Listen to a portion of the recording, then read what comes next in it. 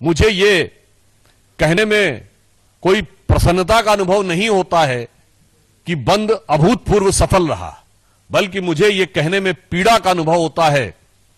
कि बंद की वह अभिव्यक्ति जो बंगाल के जन जन के द्वारा दिखाई पड़ रही है,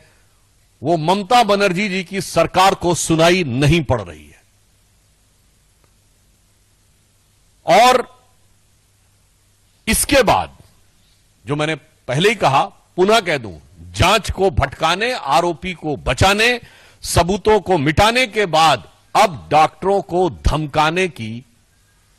एक नई रणनीति दिखाई पड़ रही है। आपने इससे पहले कोई ऐसा बंद नहीं देखा होगा कि जहां एक तरफ बंद का आह्वान किया जाए, दूसरी तरफ सत्ताधारी दल के नेता जाकर दुकानों को खुलवाने का प्रयास करें, फिर इसके बाद मुख्यमंत्री आकर प्रेस को संबोधित करें और आप उनके शब्दों को गौर करिए। वो क्या कह रही हैं? मैं नहीं चाहती कि एफआईआर हो, हम एफआईआर नहीं करना चाहते